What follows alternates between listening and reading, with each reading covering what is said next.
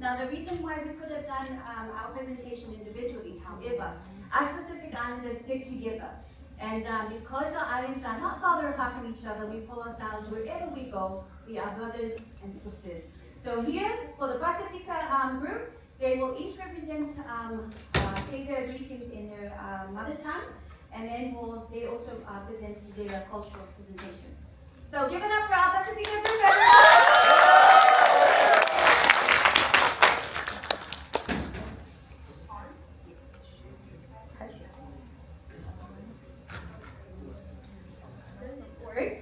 Yeah, okay, perfect. So, Yorana everyone! Yorana! I'm from French Polynesia, and in my country, one of the most powerful ways we use to tell stories is through dance. Today I'll be performing an avarima, which is a slow dance, right here, usually performed in long dress. And the song I'll be performing on is all about Polynesian people who all gather together to call back a Polynesian divinity, who's called Oro, to come back, bring peace and love back to the sacred land of Tapuatea, which is the spiritual center of French Polynesia. So, yeah, I'll be performing on that one.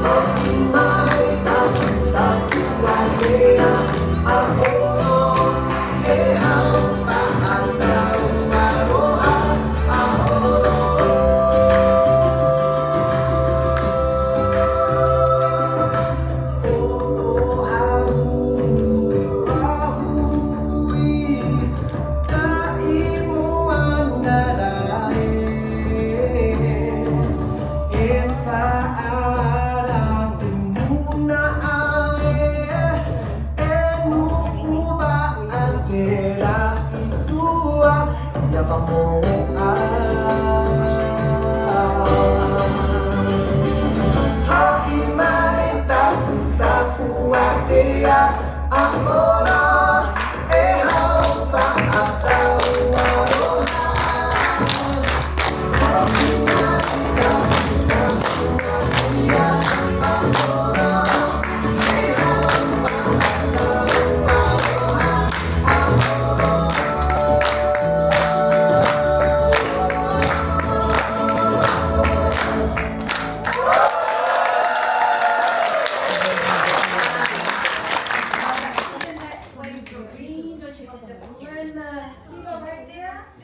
Our second performance for today will be from our PNG brother and sister.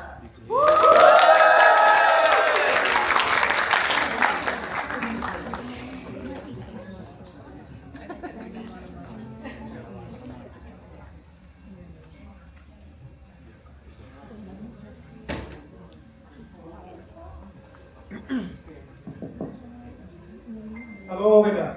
Hello. That's one. Mapikandu, that's two. Nabainamona, that's three. But if you know Papua New Guinea linguistically, that's just 3 of 840 different languages. And Papua New Guinea is the most multilingual country in the world right now. So imagine 840 different languages, 840 different dances, cultural backgrounds. So imagine Elma and I trying to give 840 different dances in 4 minutes. So there is one thing that is of cultural significance to Papua New Guinea that represents most of us, and it's the traditional bags we have on display right now. So they are traditionally called bilums, but over time they call them bilum bags. They're the same thing. The ones you see now are made from synthetic materials, strings, wool, but traditionally they were made from grass, leaves, the barks from trees. They were all beaten up, dried, and twined into a yun, and then woven together to make these beautiful bilums here. But over time, of course, you have to get a modernized, and this is what we have now, but they still have the same cultural significance. It is representative of the womenhood in Papua New Guinea, which is really important. The women make these bilums. They come with different designs. This is just a few of 1,000 different designs they have, or we have. And they represent tribes, they represent communities, societies, provinces. Sometimes it just represents a mother's story. You can also use these bilums in everyday life. The male usually can carry these small girls around their necks for their wallets, for their mobile phones. But for the women, you have bigger ones because you have like 1,000 persons. So the bigger ones are good for you. And the Nisa at the end has a really big bilum. Usually the mothers use this to go to the gardens, harvest the produce, bring it back, carry firewood. So this is a gift from my mother-in-law. This is for shopping. So this is PNG's contribution to plastic-free environment. So you want to show different ways of carrying the bilum. All right, one thing William forgot to mention was this big bilum, we put our babies in. Okay. So the bigger it is, we hang it on the tree and we let the babies swing on the tree. Okay, and then there are different baskets. We have bilums and baskets. So a basket that you carry on your side, or you put your fruit basket inside. But for the women, this is how you would carry it, similar to a handbag, a normal handbag, or you could put it over your head. So you wear it like this and walk around. If you're carrying a baby, sorry, Nancy, I'll ask you to step forward. Nancy will be our model. Around your neck. So this is what we usually do in my house. We put the baby inside, and then we hold the bilum and we swing the baby from side to side until they fall asleep. Or if we're carrying food, like for a market bag, this goes to the back of the head. And then we carry all our food. We can carry firewood as well in these bags, and we move back and forth with this. So this is our ways, again, like William said, of being plastic free. So they come in different shapes, sizes, and colors, just like these beautiful women up here. These are bilums from us.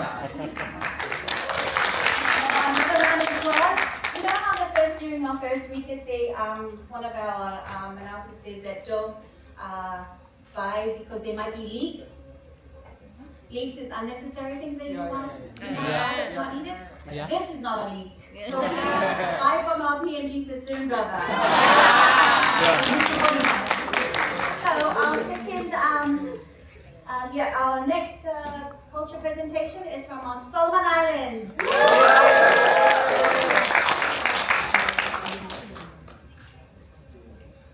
Hello, Keta. Alright, so me and my sister Hilda here, we will be performing performing a song and a dance. Oh. So we would like you all to join us as well. But before that, I just wanted to give a brief background of the song. So this is a great song, a very common song, and it's been sang during celebrations, marriages, events. It's commonly sang, and whenever the song sang, people sings the song, everybody just gets up. It's a cultural thing. You have to get up from your chair and join the dance. So I hope you will enjoy it. We'll just sing it without the music, but we hope you will enjoy it.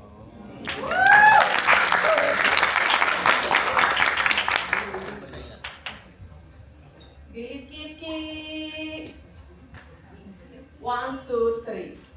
Bilikiki ene apa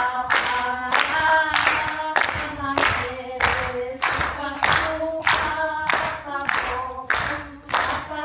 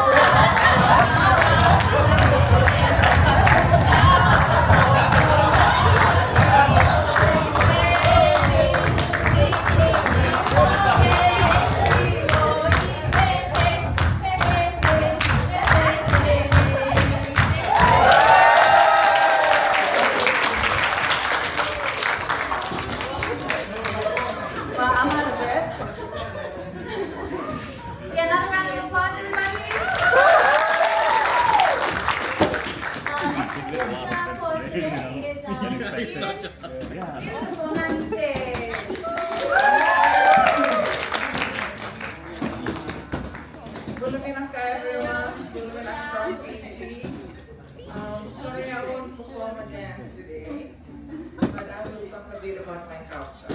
Hey. So as a native Fijian, we not only represent ourselves, but we represent our bloodlines, our ancestors, our chief, and our land. So for us Fijians, we are still very strongly tied to our land. Therefore, we still observe traditional protocols. And so in these traditional protocols, we use what we call a tambua. Can anyone guess what that is? This seems like tooth. Yeah. Yes. So it's a whale's tooth. Oh. And so in our Fijian culture, this has the most significant value to us. The reason being is because whales rarely get stuck on our shores, But when they do, there is a particular group of men that are tasked to get the tooth. So for this tambua whale's tooth, it's only used in traditional protocols that's either to request for something that has significant value, or to seek for deep forgiveness, or to welcome someone home. For example, to request for something or someone, in the instance when a male once decides to marry a female, so what he would do, he would try and get as many whales Should I use my phone or that he can. your phone is better? The more he has, that will signify the more value the female has. And so he will go with his father and his uncles, and he will go to the female's father, and they will perform a ritual. And so in that ritual, they will dedicate these whales to, not to her father, but to her chief and her land. And so if her father accepts, he will take the whale's tooth, and then he will also perform the ritual back to give thanks, but not to give thanks to the men. He will give thanks back to their chief and their land. And so if you see the whale's tooth, it always has that chain. That's it's made from sun-dried and pounded coconut husks.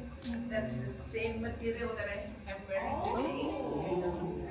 So it's woven in such a way that it's strong and integrated.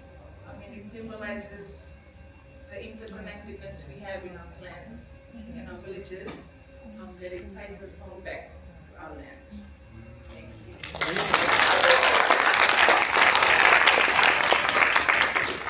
Thank you, Lisa. That was deep. Yeah? So if you were a Fijian man, you're going to gather your whale soup. How many do you think is many? Thank you very much, Nanny. Is there a question? No, I think you asked how many. Yes. How many, darling? Oh, very good boy. Thank you, everyone. So it comes to our last country, and that would be myself from Samoa. No, I won't be talking about the say. I think a lot of you now know what the say represents in my culture. Yeah. But today I would like to share with you, I made a few notes because if this is recorded, I don't want any other Samoan who's very,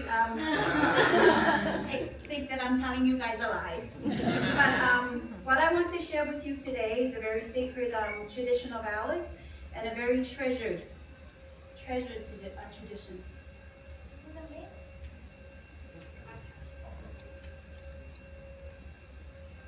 That there, ladies and gentlemen, it's not just a trend or body art, but that is our Messina. That is the traditional tattoo for Samoan men and Samoan women. Now, the traditional tattoo for men is called the tatau, and for the women is called malu. They speak of who we are, where we come from, and the responsibility that we hold and carry as Samoans. Now, with the pe'a worn by men, it can take up to at least 2 weeks or more, depending on your tufuma tatau or your master tattooist. It also depends on how many people or how many men that will be your brother-in-arm taking on the pain, because the pain is actually really excruciating. So, to be able to have the pe'a, it means that you have to have a brother-in-arm. You can never go into this alone, because the pain, you may be physically ready, but are you mentally ready for it? So you always have to have someone to pair up with. The female tatau, the woman's tatau, malu, is actually quite delicate. It can take up to a whole day. Not many cases 2 days, but like I said, it's actually the will for you whether you can take the pain or not. For mine, it took 5 hours. So if you see a Samoan man or woman wearing their malu or their tatau for men, then that means you are looking at someone who carries a living tradition. Now I know if we go into details about all that, It'll probably take us forever. However, if you want to know more about it, I can send you the link. Now, normally, traditionally, once a tattoo is actually inked into you, you are given the honor to dance your sound siva. This is to give you the chance to be proud, to be happy, to showcase the kind of feeling that you cannot put words into because you can only dance it. So today, ladies and gentlemen, watch, enjoy the show. I will dance for you my Siva sound.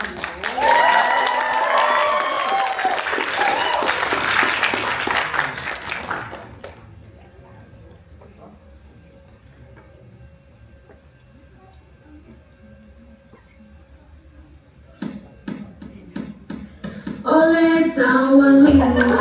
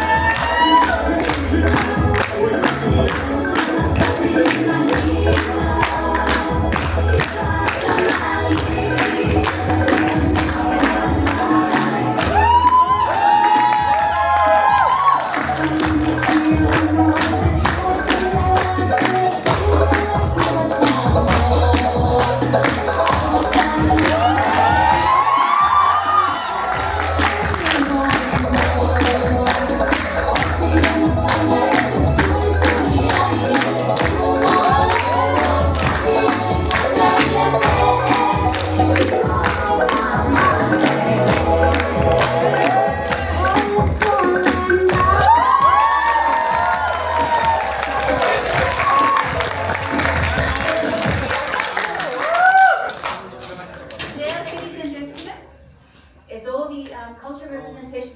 Oh my goodness, I'm so happy. However, like we mentioned, we are brothers and sisters. We are very proud of our culture. And like I mentioned as well, if you want to know more, we are right here next to you. Come and talk to us.